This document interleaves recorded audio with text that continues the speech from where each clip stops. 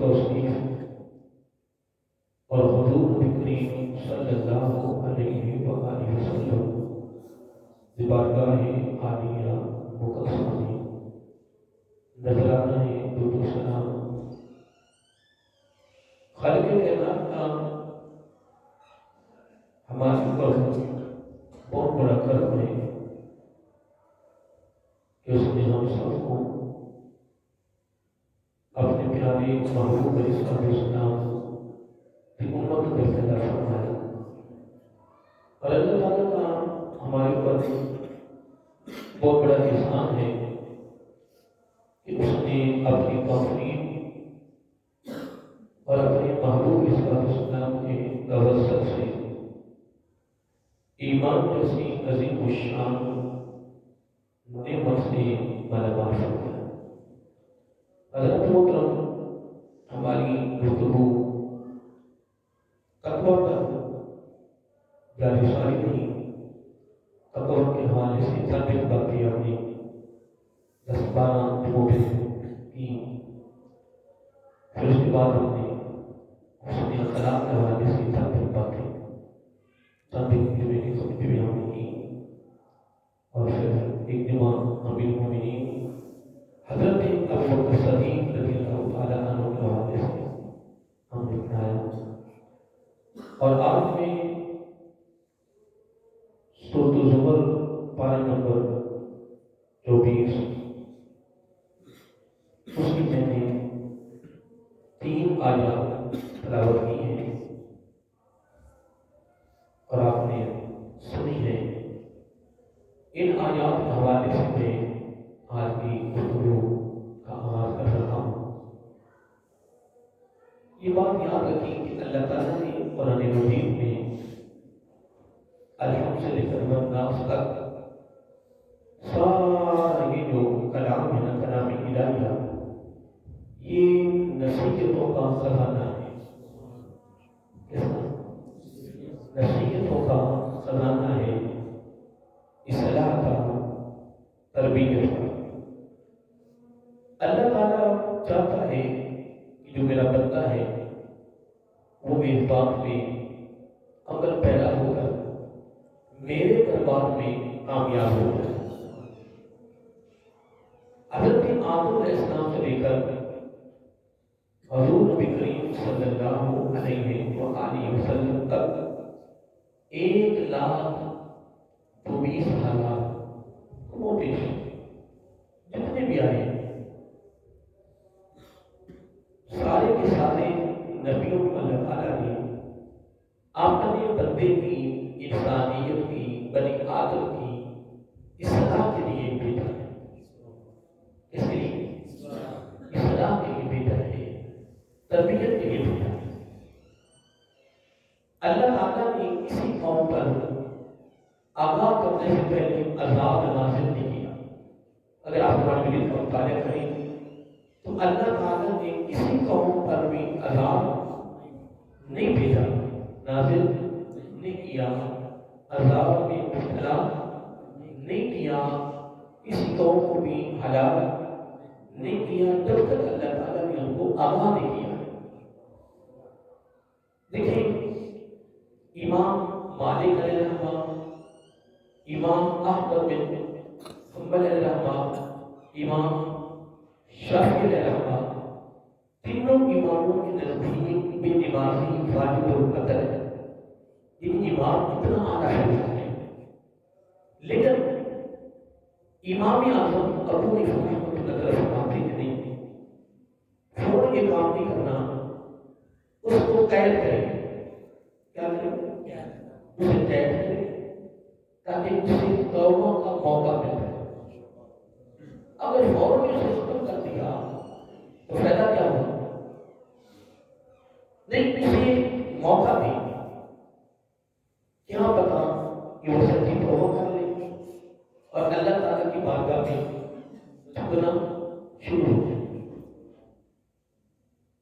اور حق بھی یہی ہے، حق بھی یہی ہے کہ اگلے بندے کو پہلے آگاہ کرو کہ یہ تیری غلطی ہے، یہ تیرا جرم ہے، یہ تو نے جو راستہ اختیار کیا یہ غلط ہے، اس سے اپنے آپ کو بچاؤ.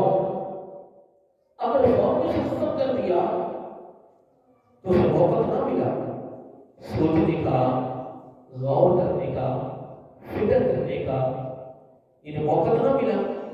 اللہ تعالیٰ نے قرآن مجید میں ارشاد فرمایا ہے، اللہ تعالیٰ کا فرمان ہے کہ میں نے کسی قوم کو ہلاک نہیں کیا جب تک میں نے انہیں ادا نہیں کیا.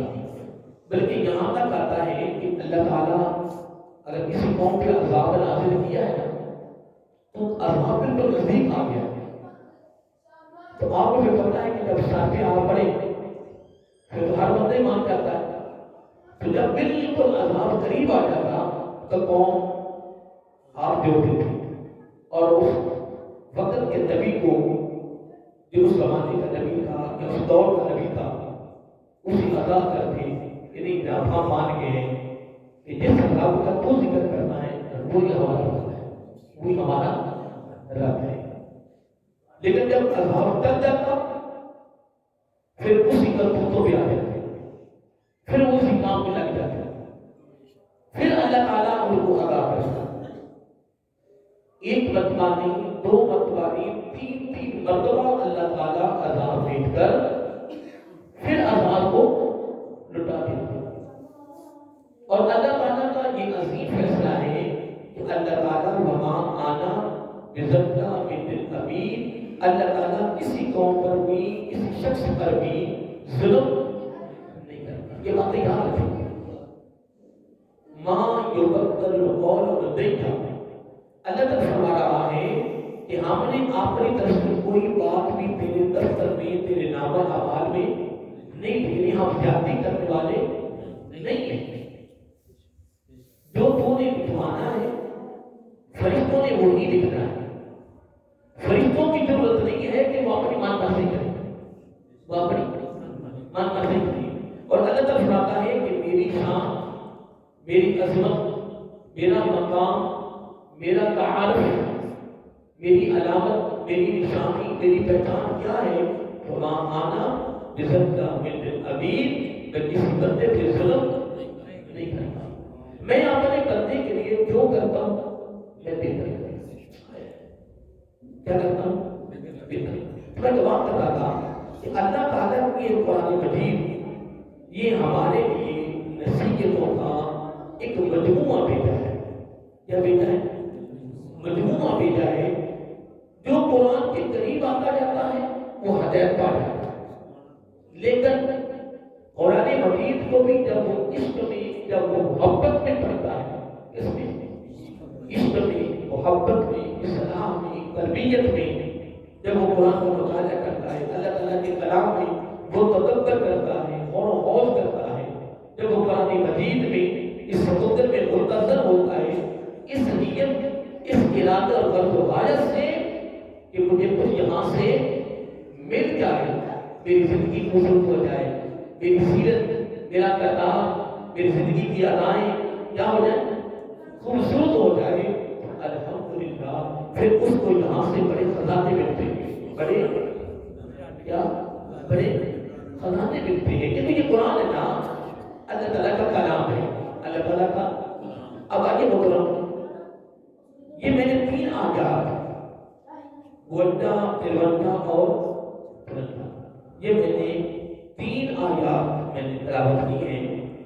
اب جو آیت نمبر گوڈا ہے اس کی اللہ تعالیٰ نے بڑی بڑی بات فرمائی ہے اور آپ نے توجہ سے سننا ہے. اللہ تعالیٰ فرما رہا ہے کہ اولم یعلموا، اور کیا وہ نہیں جانتے؟ یہ سورۃ زمر ہے، پارہ نمبر 24 ہے، آیت نمبر ابھی بھی آگے بس یہ مطلب یہ آگے نہیں ہے. آیت نمبر 52 سورۃ زمر پارہ نمبر 24. اللہ تعالیٰ فرما رہا ہے اولم یعلموا. میں نے جب اس جملے پہ غور کیا نا تو میں یہاں رک گیا. آج میں نے دیکھا کہ موضوع کون شروع کرنا ہے تو میں بس جب دیکھا اس آیت کے لیے کوئی نظر ماری تو میں نے کہا مولا تو کیوں پوچھ رہا ہے اپنے بندے سے کہ تو جانتا عقل نہیں رکھتا، شعور نہیں رکھتا، اولم یعلم، اللہ تعالیٰ کو یہ کہنے کی کیوں ضرورت؟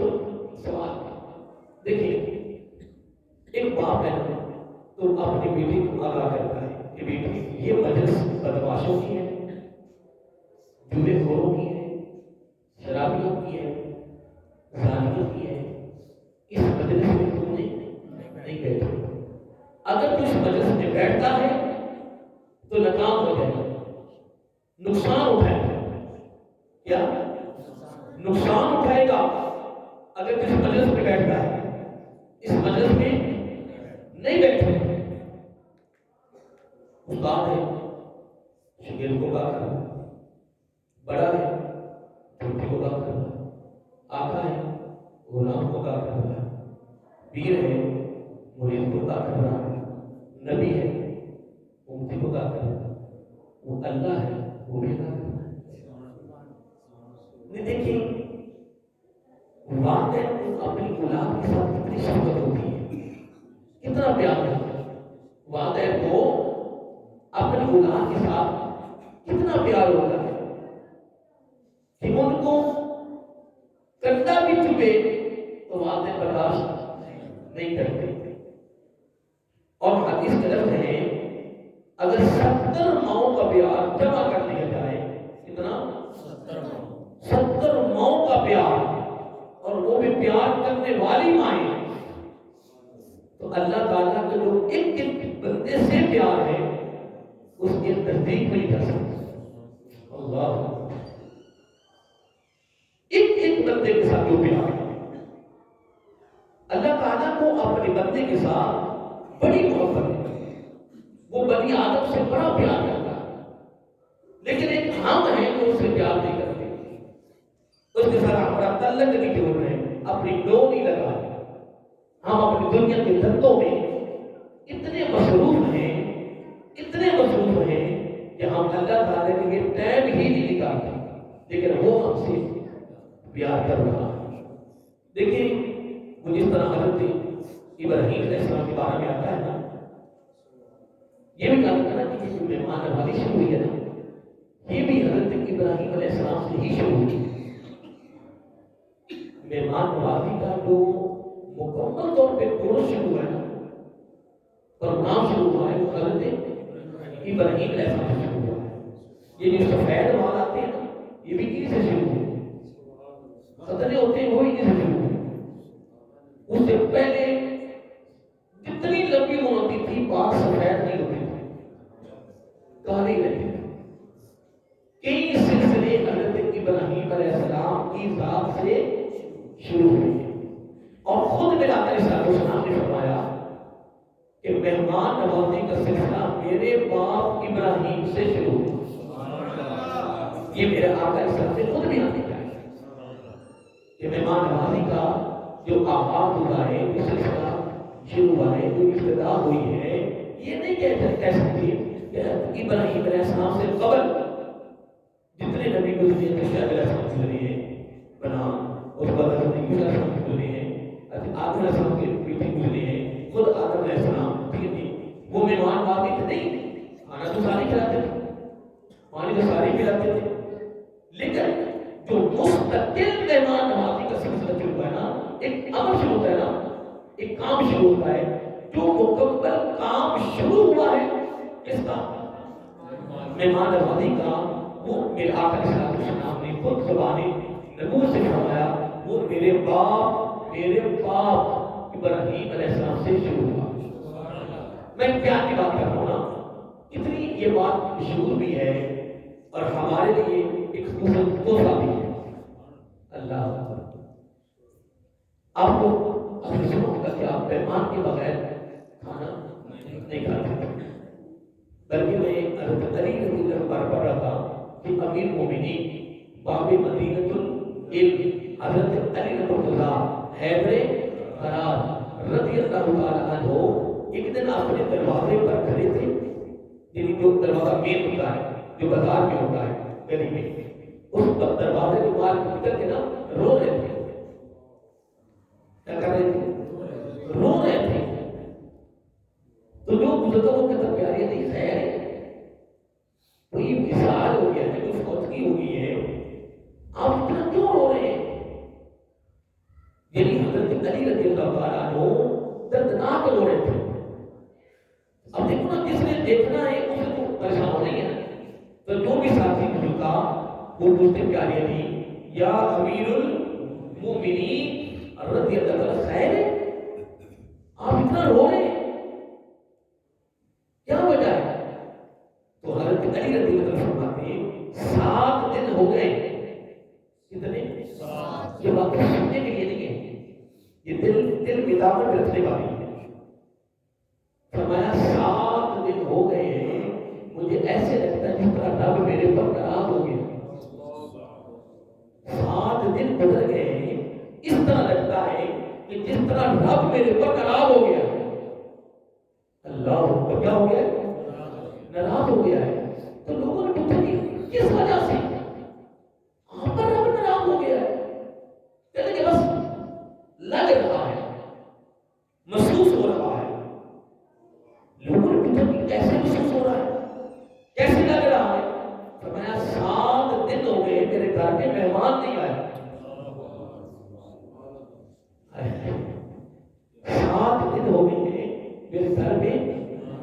دیکھیں مہنگائی کتنا سمجھے، مہنگائی کتنی عروج پہ چلی جائے، مہنگائی جتنی عروج پہ چلی جائے، جتنی مہنگائی ہو جائے، اگر تمہارے گھر میں مہمان آ جائے تو خدا کی قسم خندہ پریشانی سے پیش آ جائے، چہرے پہ مسکراہٹ لائے، آپ کی پریشانی پہ بال نہ آئے. یہ کہ میری بات اپنے دل کی تختی پہ لکھ دیں.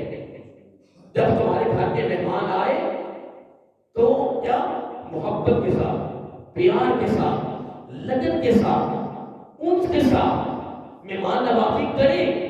جب اس نے اپنا کھانا ہے تیرا کھانا نہیں. مہمان رحمت ہے، مہمان آتا ہے تو رحمت لے کر آتا ہے، مہمان جاتا ہے تو گناہ سارے ختم کروا کے جاتا ہے، پورے ٹبر کی بخشش کروا کے جاتا ہے، پورے ٹبر کی، پوری فیملی، پورے گھر والوں کو بخشوا کے جاتا ہے.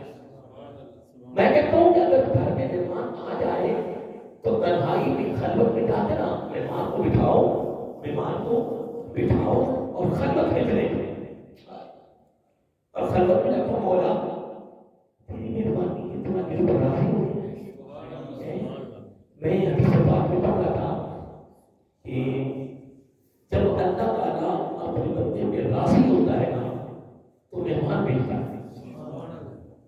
کیا میں آپ کو واقعہ سنایا تھا نا کہ جب حضرت موسیٰ علیہ السلام اللہ تعالیٰ کی دربار میں جاتے تھے، اللہ تعالیٰ سے ہم کلام ہوتے کو دور پر، تو حضرت موسیٰ علیہ السلام نے عرض کیا اے باری تعالیٰ، جب وہ اپنے بندے پہ بہت زیادہ راضی ہوتا ہے، بہت زیادہ راضی ہوتا ہے، اس کی کوئی نشانی بھی ہے،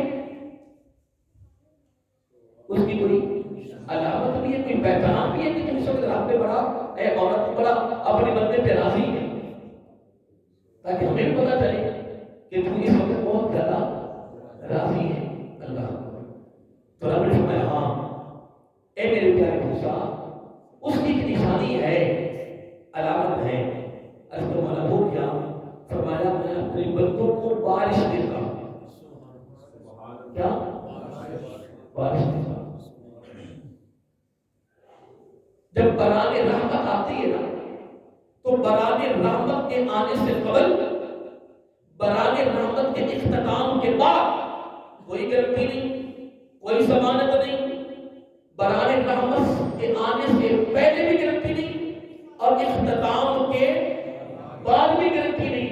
شروع سے لے کر اختتام تک جتنی دیر بارش ہو رہی ہے یوں سمجھو کہ اللہ تعالیٰ راضی ہے.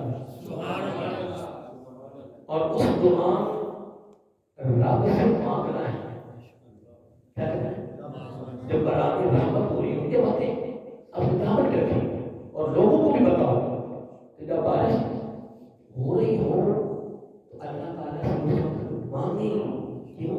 اللہ تعالیٰ خود فرما رہا ہے کہ میں اس وقت راضی ہوتا ہوں جب میری طرف سے بارش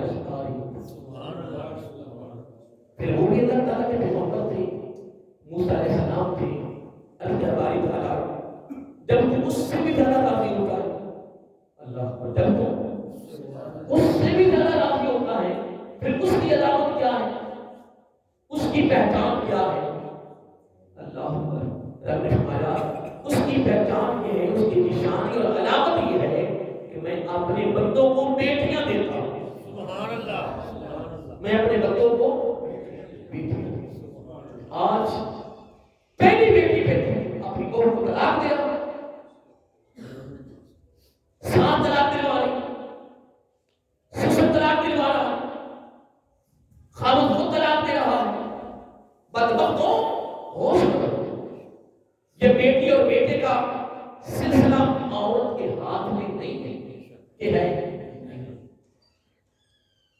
اولاد کا دینا، اولاد کا مل جانا، اولاد کا نہ ملنا، یہ اللہ تعالیٰ کے اختیار میں ہے۔ اللہ تعالیٰ نے سارا اختیار اپنے ہاتھ میں رکھا۔ پھر بیٹی مل جائے یا بیٹا مل جائے، مطلب یہ عورت کے اختیار میں کیا ہے؟ یا اتنی بھی عقلی بھی شعوری، اتنی نہ جہلیت نہیں، مطلب کبھی اس پر توجہ نہ کرو، غور کرو کہ ساری کائنات کا نظام اللہ تعالیٰ نے اپنے پاس رکھا ہے۔ کیا ساری کائنات کا نظام اس میں اللہ تعالیٰ نے اپنے ہاتھ میں رکھا ہے۔ اب بیٹی اور بیٹے کا سلسلہ عورت کے اختیار میں جو تم طلاق دے رہے ہو، تم نے گھر سے نکال رہے کیا دے رہے؟ لیکن اگر قرآن و سنت کا مطالعہ کیا ہوگا، اگر بیٹی کے بارے میں پڑھا ہوگا، تو یہ کام کبھی بھی، میں نے ایسے لوگ دیکھے ہیں کہ جن کے پاس 8 7 9 تک، میرے گھر میں 9 بیٹیاں، ایک بیٹا نہیں ہے، تو چہرے پہ مسکراہٹ۔ جب بھی بات ہوئی تو کہا صاحب یہ میری بیٹی، یہ میرے رب نے مجھے دی، میں نے یہی سنا ہے کہ بیٹی رحمت، بیٹی رحمت۔ تو جب اللہ تعالیٰ جب بہت زیادہ راضی ہوتا ہے تو وہ بارش دیتا ہے، جب اس سے بھی زیادہ راضی ہوتی پھر وہ بیٹیاں دیتا ہے۔ بیٹی کے آنے سے پہلے کوئی گارنٹی نہیں، بیٹی کی شادی ہو جائے اپنے گھر چلی جائے تو اس کے بعد کوئی گارنٹی نہیں۔ بیٹی کے پیدا ہونے سے لے کر شادی شدہ ہونے کے بعد اپنے سسرال جانے تک، یہ درمیان میں 15 سال 18 سال 20 سال 22 سال جتنی دیر بیٹی تیرے گھر میں ہے، خدا کی عزت کی قسم، لوگ تو میرے آقا کے وسیلے کے منکر ہو گئے ہیں کہ نبی کا وسیلہ نہ ڈالیں۔ اور دوستو، خدا کی عزت کی قسم، جب بندے برابر راضی ہوتا ہے، وہ بندے میں بیٹی دیتا ہے، تو بیٹی کا وسیلہ اس کے بارے میں ڈالتا، یہ تیری رحمت ہے، تو راضی ہے، اس کا وسیلہ ڈالتا ہوں میرے اوپر راضی۔ سبحان اللہ۔ لیکن اندازہ لگائیں کہ حالات کتنے سنگین ہو گئے، حقیقت ہے۔ اور آج ہماری گفتگو اس کی سلسلے میں ہو رہی ہے، ہم ان چیزوں میں نہ خود ادا ہو رہے ہیں نہ قوم کو ادا کر رہے ہیں۔ ہم نے قوم کو بس ایک عجیب سے موضوع کا تدارک کر دیا ہے، بس واہ واہ کا تدارک کر دیا۔ اب اندازہ کہ طلاق کا مسئلہ لے لیں کہ طلاق پر کیا، طلاق پر اتنی طلاقیں ہو رہی ہیں، کیوں ہو رہی ہیں؟ یہاں کچھ صبر بھی ہوتا ہے کیا؟ اور ایک بندہ بتا رہا تھا خدا کے بارے میں کہ ججوں کے پاس ڈھیر لگے پڑے ہیں فائلوں، 200 150 50 ایک جج کے پاس ہوتا ہے، جبکہ شریعت کی روح سے اگر خدا لیا جائے، اگر خامد کو پتا نہیں تو وہ طلاق نہیں ہے اور کبھی وہ نکاح نہیں ہو سکتا، اگر ہوگا تو ساری زندگی سنا ہو۔ اب کہاں کون بتائے اس کے بارے میں، کون اس کے بارے میں بتائے؟ اگر ہو نہیں، اگائی نہیں۔ اب اللہ تعالیٰ کیا فرمانا ہے کہ جب اپنے بندے پہ میں راضی ہوتا ہوں، آج ایک اور میں بات کرتا ہوں، یہ بیٹی جو شادی شدہ ہو کر اپنے گھر چلی گئی جہاں اس کا حق تھا، اب جو تیرے بیٹے کے گھر میں اس کی بیوی بن کر آئی ہے وہ کون ہے؟ وہ بھی تیری بیٹی ہے۔ اگر آنے والی عورت اگر اپنی ساس کو ماں سمجھ لے، سسر کو باپ سمجھ لے، اگر یہ مقام دے دے کہ یہ میری ماں ہے، یہ میرا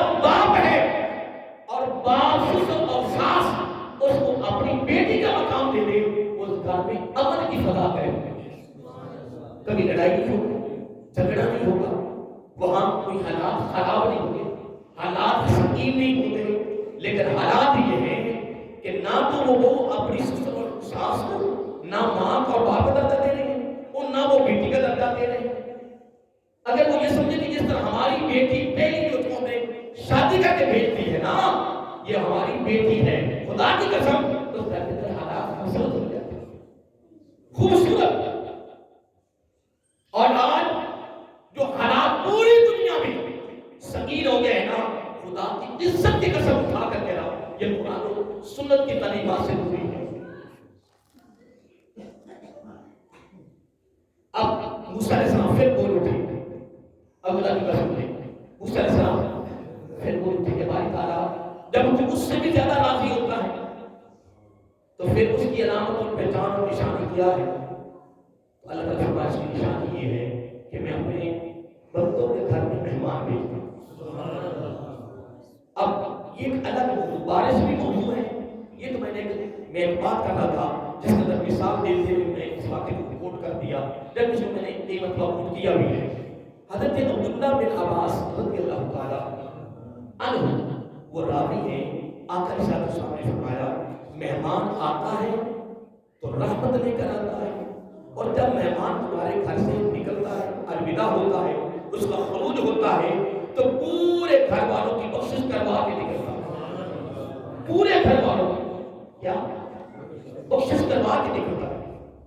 میں آپ نے سنا ہوگا علماء سے ایک دن پڑھ رہا تھا کہ ایک صحابی اپنے گھر میں نا روزانہ دو مہمان، تین مہمان، وہ صحابیاں آقا علیہ السلام کی بارگاہ میں حاضر ہوئی اور جب عرض کرتی ہے کہ یا رسول اللہ صلی اللہ علیہ وآلہ وسلم، اپنے صحابی کو کہ اپنی طرف سے دو باتیں فرما دو، میں تو نماز کوئی تلاوت کرنی بات ریاضت کرنی ہوتی ہے، اتنے مہمان لاتا ہے، میں ان کے مہمان نوازی کے اندر لگی رہتی ہوں، فرصت نہیں ملتی۔ صحابیہ نے آقا صلی اللہ علیہ وسلم کی بارگاہ میں کیا کی؟ عرض کیا کہ اپنے صحابی کو کچھ اپنی طرف سے کچھ نصیحت کریں۔ یہ نہیں کبھی کبھار ایک دن میں تین مہمان لے کے آتا ہے اور میں تو بس ان کی مہمان نوازی میں لگی رہتی، کوئی فرصت نہیں ملتی، بس فرضی نماز ہوتی ہے بس۔ آقا علیہ السلام نے اس صحابیہ کو کوئی جواب نہیں دیا۔ جب وہ صحابیہ آئے اس کو سمجھانے کی بجائے، نصیحت کرنے کی بجائے، جب اس کی بیوی کی بات کو سامنے مدنظر رکھ کر اس ہدایات کرنے کی بجائے صحابی کو فرمایا کہ کل تیرے گھر میں میری دعوت ہے، ہدایات ہو۔ تو اب دیکھیں میرے گھر میں، تیرے گھر میں کوئی خاص بندہ آ جائے، کوئی سید آ جائے یا کوئی اللہ کا ولی آ جائے، کوئی آدمی دین آ جائے، ہمیں کتنی خوشی ہوتی کہ یار آج فلاں یا میرا پیر آ جائے، میرے استاد آ جائے، کہ آج وہ میرے گھر میں آ رہے ہیں تو میں تو خوش ہوتا ہوں، میرا تو زمین پہ پاؤں بھی نہیں لگے گا خوشی کی وجہ سے، مسبت کی وجہ سے۔ ایسے ہی ہے نا، اور میں بلکہ لوگوں کو بتاؤں گا کہ یار آپ بھی آنا، آج میرے گھر میں سنا۔ تو جب دنیا دار لوگ ہیں وہ M P M L A وزیروں کے لیے بڑے خوش ہوتے ہیں کہ آج فلاں کے گھر میں آ رہا ہے، بینر لگ رہے ہیں، اشتہار لگ رہے ہیں جی، اسٹیکر لگ رہے ہیں جی، تیاریاں ہو رہی ہیں کہ یار فلاں میرے گھر میں آ رہا ہے، میرے گھر میں، وہ دنیا دار سے بھی خوش ہے۔ اب آقا علیہ السلام نے صحابی کو ہدایات کرنے کی بجائے اس کو یہ فرمایا کہ کل تیرے گھر میں میری دعوت۔ اس نے گھر میں جا کر بیوی کو بتا دیا، ہم کو تو نہیں بتایا کہ تیری بیوی میرے پاس آئی ہے، صحابیہ میرے پاس آئی ہے، تیری شکایت کی، تیرے بارے میں مجھے کچھ کہا ہے، ہم نے صحابی کو اس سے روکی۔ میرا آقا علیہ السلام کی بات یہ نہیں ہے، بات یہ ہے کہ میرا آقا علیہ السلام کے سمجھانے کا جو انداز ہے، خدا کی عزت کی قسم و کمال ہے۔ اور اللہ تعالیٰ نے قرآن مجید میں جو اپنی اس بندے کی، بنی آدم کی اصلاح کے لیے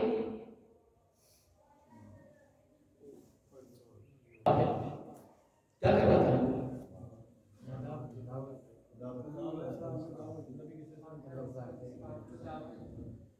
یہ بتا میں تکلیف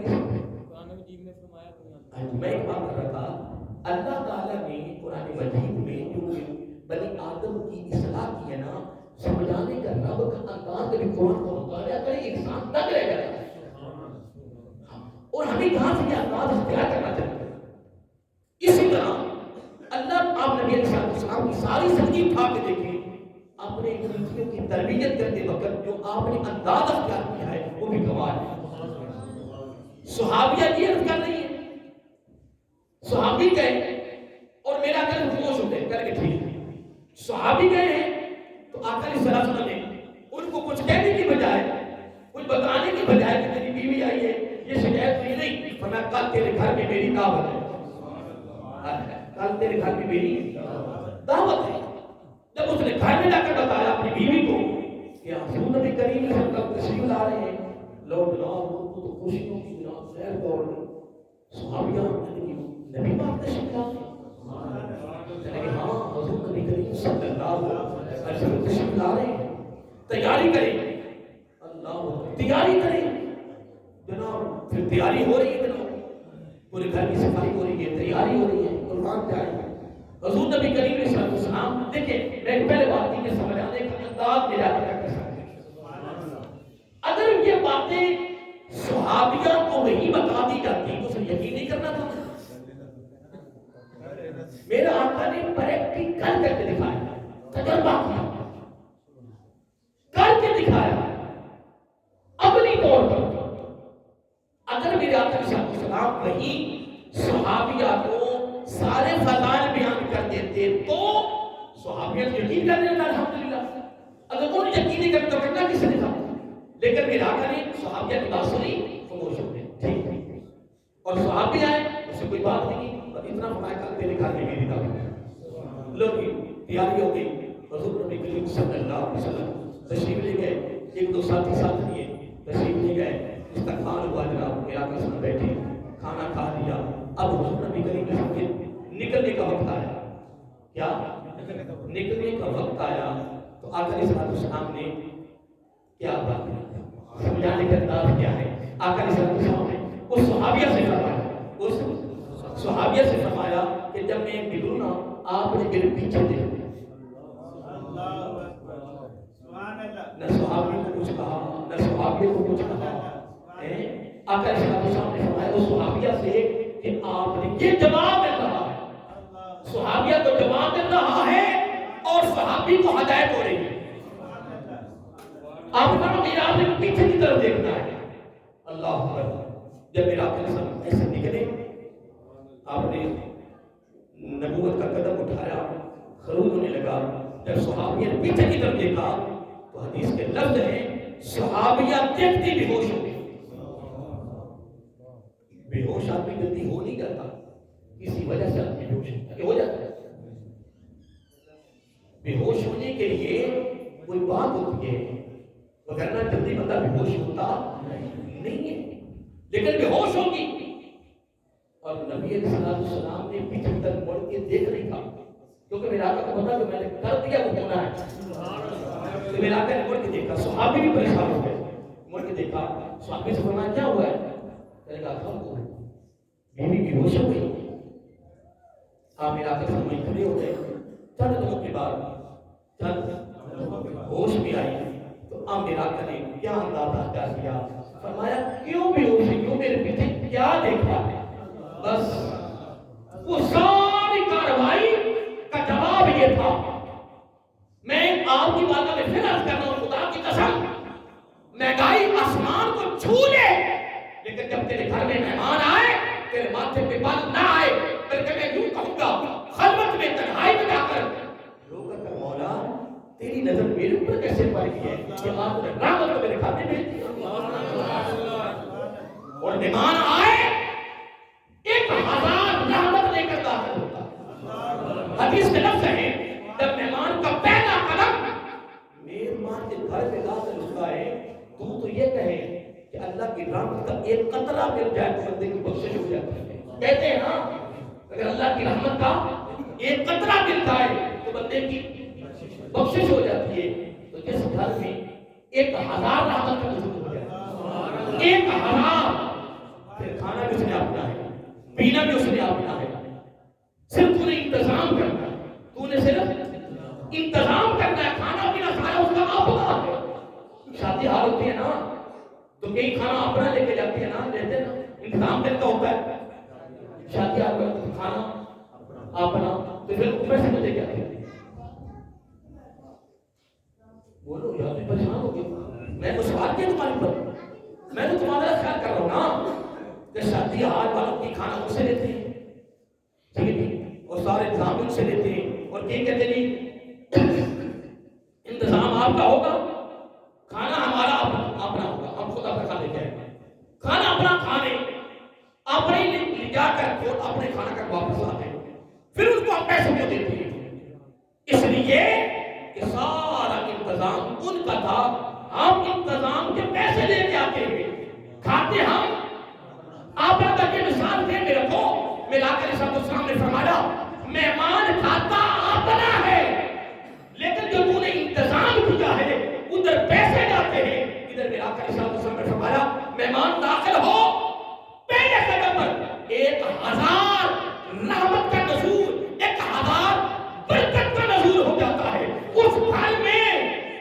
تو جتنی دیر مہمان گھر میں رہتا ہے اللہ تعالیٰ راضی ہوتا ہے، اتنی دیر رب راضی ہوتا ہے۔ پریشانی آنا، ماتھے پہ دال نہیں لانا، خندہ پریشانی سے پیش آئیں، محبت میں، پیار میں، انس میں گلے لگائیں، اس لیے کہ وہ اللہ کی رحمت آپ کو۔ تو انتظام کے پیسے دیتے ہیں، ادھر انتظام کی کیا دینا ہے؟ ادھر انتظام میں پتہ کیا دینا ہے؟ آپ نے فرمایا پہلا قدم داخل ہو تو 1000 رحمت، 1000 برکت، اور جب مہمان تیرے گھر سے نکلتا ہے پہلا قدم باہر ہوتا ہے، ایک قدم اندر ہوتا ہے، پچھلا قدم باہر نکلنے سے کتنا ٹائم لگے گا؟ ایک قدم اس نے باہر نکال لیا ہے تو پچھلا قدم باہر نکال کتنا؟ آقا علیہ السلام نے فرمایا پہلا قدم اندر، ایک قدم باہر، ابھی اندر داخل ہوا 1000 رحمت برکت پہلے نازل ہوگی، پھر فرمایا جب نکلنے لگا پہلا قدم باہر، پچھلا قدم ابھی اندر ہے، باہر ایسے آ رہا ہے، اور آنے سے پہلے اللہ تعالیٰ پورے گھر والوں کی بخشش کر دے گا، باقی کے سارے گناہ معاف کر دے گا۔ اور آقا علیہ السلام نے فرمایا صحابی سے کہ کیا ہوا؟ کہا تھا بیوی بے ہوش ہو گئی، میرا آقا وہاں کھڑے رہے، اب یہ جملہ سن لیں، کھڑے رہے، تھوڑی دیر کے بعد جب ہوش میں آئے تو آقا علیہ السلام نے پوچھا صحابیہ سے کہ آپ کو کیا ہوا ہے، بے ہوش کیوں ہو گئی؟ آگے سے کیا کرتی ہیں کہ یا رسول اللہ صلی اللہ علیہ وسلم، جب آپ نکلنے لگے نا تو آپ کے پیچھے بڑے بڑے سانپ، بچھو، بڑی بڑی بلائیں، ڈراؤنی بلائیں، دیکھو کہاں ہم کئی لوگ ہمارے اندر دعویٰ کرتے نہیں، مجھے کسی چیز کا ڈر نہیں لگتا، میں قبرستان رات کو چلا جاتا ہوں، میں بڑے بڑے مقاموں پر گیا ہوں، لوگ ڈرتے ہیں تو قریب سے نہیں گزرتے، یہ ایسے لوگ دعویٰ کرتے ہیں، اور ہیں بھی کیا ہے بھی، اس میں شک نہیں ہے، بڑے بڑے ایک یاد رکھیے، خدا کی قسم قربان جائے، ایک صحابیہ کتنی طاقت کی مالک ہوگی، یہ بات تو ریاضت ہے، طاقت ہے، قوت ہے، صحابیہ کی بات کر رہی ہو، اگر وہ بے ہوش ہوئی ہے تو وہ بلائیں کیسے ہیں، وہ سانپ اور بچھو کیسے ہیں؟ اگر میں نے یہ دیکھا بے ہوش ہو گئی تو پھر میرا آقا سامنے لیکن اتنی کاروائی میرا آقا نے پریکٹیکل کر کے دکھا دیا، اور پھر سمجھانے کا انداز بنا کیا تھا، فرمایا صحابیہ جب مہمان آتا ہے 1000 رحمت برکت لے کے آتا ہے، جب جاتا ہے تو فقط بخشش کروا کے نہیں جاتا، بخشش بھی کرواتا ہے، گھر میں جتنی مصیبتیں، پریشانیاں، الجھنیں، بلائیں، مہمان باہر نکلتا ہے سارا گھر صاف ہو جاتا ہے، بندے گناہوں سے صاف ہو جاتے ہیں، گھر بلاؤں سے صاف ہو جاتا ہے۔ آقا علیہ السلام نے کیا فرمایا؟ فرمایا مہمان بازی کا سلسلہ شروع ہی میرے باپ کی ابراہیم سے ہوا ہے، ٹائم پر چلا گیا، میں نے قرآن موضوع سے میرا شروع کیا، ابھی اس کا آغاز نہیں ہوا، تبھی میں